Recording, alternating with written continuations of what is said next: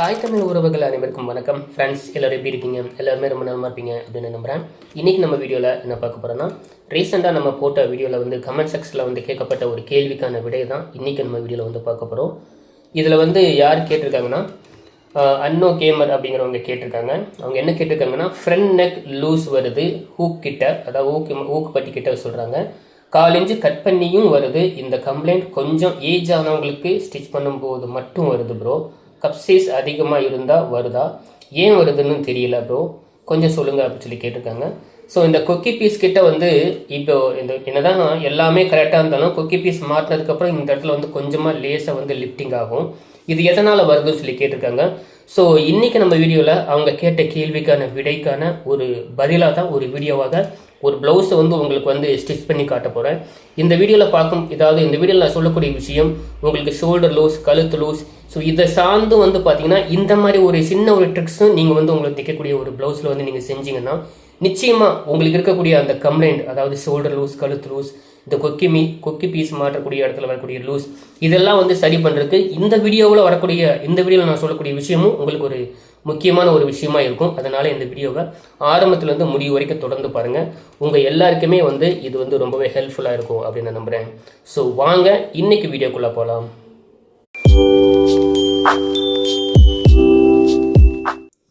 வணக்கம் அன்பு நெஞ்சங்களே. இப்போது நம்ம கொக்கி மாட்டும்போது கொக்கி பீஸ் வந்து மேலே கொக்கி மாட்டின பிறகும் லூஸ் எதனால் வருது அப்படிங்கிறத பற்றி ஒரு சின்ன ஒரு ட்ரிக்ஸ் வந்து இந்த வீடியோவில் சொல்ல போகிறேன். நம்ம இந்த ப்ளவுஸை தைச்சி சைடு ஜாயின் பண்ணும்போது பாருங்கள், இடுப்பு பகுதியில் நம்ம ஜாயின் பண்ணிக்கிறோம் இல்லையா.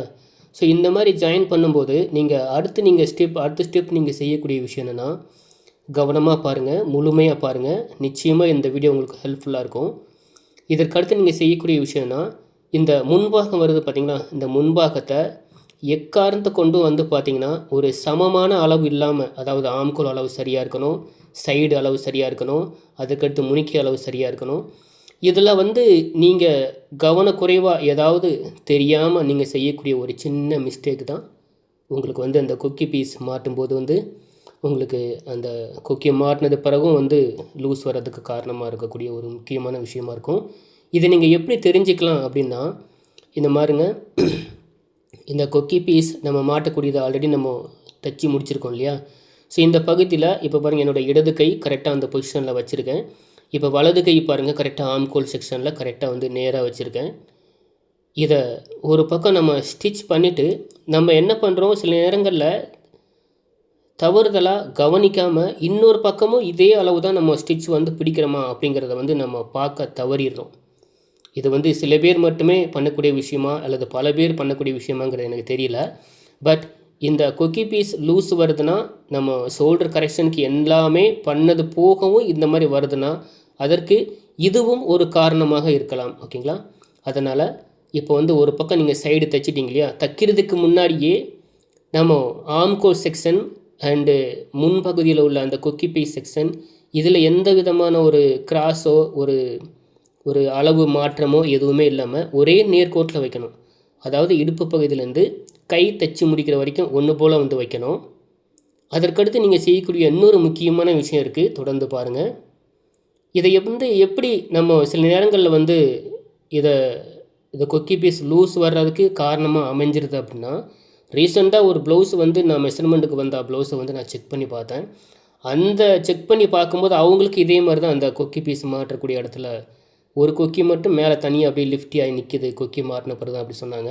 செக் பண்ணி பார்த்த பிறகு தான் தெரியுது, ஒரு பக்கம் முன்பாகத்தோட அளவு கூடுதலாகவும் ஒரு பக்கத்தில் வந்து இன்னொரு முன்பாகத்தோட அளவு கம்மியாகவும் வந்து அவங்க வந்து சைடு ஜாயின் பண்ணியிருக்காங்க. ஸோ இந்த ஒரு விஷயத்தை நம்ம வந்து ஒரு தவறுதலாக செய்யும் பட்சத்தில் உங்களுக்கு வந்து இந்த கொக்கி பீஸ் வரக்கூடிய இடத்துல லூஸோ அல்லது வந்து கழுத்து லூஸோ ஷோல்டர் லூஸோ வர்றதுக்கு முக்கியமான காரணமாக இதுவாக கூட இருக்கலாம். ஆகவே வந்து பார்த்திங்கன்னா சைடு ஜாயின் பண்ணும்போது, ப்ளவுஸு சைடு ஜாயின் பண்ணும்போது முன்பாகத்தோட அளவும் பின்பாகத்தோட அளவும் நம்ம சைடு பிடிக்கும்போது ஒரே அளவு தான் நம்ம வந்து ஒரே அளவு வெட்டியிருந்தாலும் தைக்கும்போது நம்ம சரியான அளவு தான். உதாரணத்துக்கு ஒரு பக்கம் 9.5 இன்ச்சு பிடிக்கிறீங்க அப்படின்னா இன்னொரு பக்கமும் 9.5 இன்ச்சு தான் இருக்காங்கிறது செக் பண்ணி அதற்கப்புறமா சைடு நீங்கள் ஜாயின் பண்ணுங்கள்.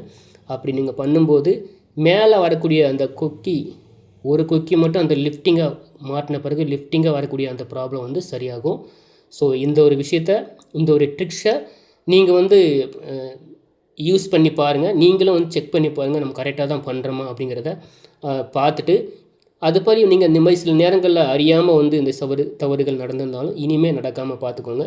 நிச்சயமாக உங்களுடைய ப்ளவுஸுக்கு இந்த மாதிரி ஷோல்டர் கரெக்ஷன் எல்லாம் பண்ணதுக்கப்புறமும் ஒரு ப்ராப்ளம் வந்ததுன்னா இந்த ஒரு விஷயத்தை நீங்கள் செஞ்சு பாருங்கள். நிச்சயமாக உங்களுக்கு ஒரு பலன் கிடைக்கும். ஸோ இந்த வீடியோவில் சொன்ன விஷயத்த மறக்காமல் ட்ரை பண்ணி பாருங்கள். இந்த வீடியோஸை சொன்ன விஷயத்த நீங்கள் மட்டும் வச்சுக்காமல் அடுத்தவங்களுக்கும் இதை ஷேர் பண்ணுங்கள், உங்கள் ஃப்ரெண்ட்ஸுக்கு, ஃபேமிலி எல்லாத்துக்கும். அவங்களும் இந்த வீடியோவை முழுமையாக பார்க்க சொல்லுங்கள். முக்கியமாக ப்ளவுஸ் தைக்கும்போது கரெக்டாக தான் அவங்க சைடு ஜாயின் பண்ணுறாங்களா அப்படிங்கிறதையும் நீங்கள் வந்து மறக்காமல் வந்து செக் பண்ண சொல்லுங்கள். நிச்சயமாக வந்து அவங்களுக்கும் இந்த ப்ராப்ளம் இருந்ததுன்னா கண்டிப்பாக வந்து சரியாகும். இந்த வீடியோ சார்ந்து உங்களுக்கு வந்து ஏதாவது கேள்விகள் இருந்தால் என்கிட்ட கேட்கணும் அப்படின்னு நீங்கள் நினச்சிங்கன்னா இந்த வீடியோவுக்கு கீழே கமெண்ட் பாக்ஸில் உங்களுடைய கேள்விகளை கேளுங்க. அப்படி இல்லாட்டி 82 48 11 51 06 அப்படிங்கிற என்னுடைய அலைபேசி எண் இருக்குது. உங்களுடைய கேள்விகள், சந்தேகங்கள் எதுவாக இருந்தாலும் நீங்கள் வந்து வாட்ஸ்அப்பில் வந்து மெசேஜ் அனுப்பி வைங்க. நிச்சயமாக உங்கள் கேள்விக்கான விடை உங்களை வந்து சேரும். ஓகேங்களா? இப்போ சைடு ஜாயின் பண்ணதுக்கப்புறம், இப்போ ப்ளவுஸ் தைச்சிட்டோம். சைடு ஜாயின் பண்ண பிறகு எத்தனை பேர் வந்து நீங்கள் முன்பாகத்தோட அளவு பின்பாகத்தோட அளவும் கரெக்டாக இருக்கான்னு சொல்லி நீங்கள் செக் பண்ணியிருப்பீங்க அப்படின்னு சொல்லி எனக்கு தெரியல. பட் நான் ஒவ்வொரு ப்ளவுஸ்லையும் செக் பண்ணுவேன். ஓகேங்களா? இப்போது வலது பக்கத்தில் எவ்வளோ இருக்குங்கிறத பார்த்துடலாம். அது எந்த அளவாக வேணால் இருண்டு போட்டோம். பட் 2 பக்கமும் இந்த முன்பாகத்தோட அளவு தச்சு முடித்த பிறகு 2 பக்கமும் ஒரே மாதிரி இருக்கணும். ஸோ அப்படி வரும் பட்சத்தில் நிச்சயமாக உங்களுடைய ப்ளவுஸ் வந்து கண்டிப்பாக வந்து அந்த ப்ராப்ளம், ஷோல்டர் லூஸ், இந்த கொக்கி மாட்டக்கூடிய அந்த லூஸ், இது எதுவுமே வராது. செக் பண்ணிக்கிறேன். இது வந்து சைடு ஜாயின் பண்ணுறதுக்கு முன்னாடியும் பண்ணணும், அதுக்கப்புறமும் பண்ணணும். ட்ரை பண்ணி பாருங்கள். வாழ்த்துக்கள். நன்றி. டியர் ஃப்ரெண்ட்ஸ், நீங்கள் பார்த்த இந்த வீடியோ உண்மையிலே உங்களுக்கு ரொம்பவே பிடிச்சிருக்கும். ஸோ இத்தனை நாள் நம்ம என்ன தான் வந்து ப்ளவுஸ் தைச்சிட்டு இருந்தாலும் இந்த மாதிரி ஒரு சின்ன விஷயம் கூட ப்ளவுஸ் ஸ்டிச்சிங்கில் இருக்கா அப்படிங்கிற ஒரு விஷயத்த கூட நீங்கள் வந்து தெரிஞ்சிருப்பீங்க அப்படின்னு நம்புகிறேன். இந்த விஷயம் ஏற்கனவே எத்தனை பேர் தெரிஞ்சிருந்தீங்க? ஸோ இதை பற்றி வேற எங்கேயும் வந்து நீங்கள் சொல்லியோ அல்லது கேள்விப்பட்டோ இந்த விஷயத்தை ஏற்கனவே நீங்கள் தெரிஞ்சிருக்கீங்களா அப்படின்னு கீழே மறக்காமல் கமெண்ட் பண்ணுங்கள்.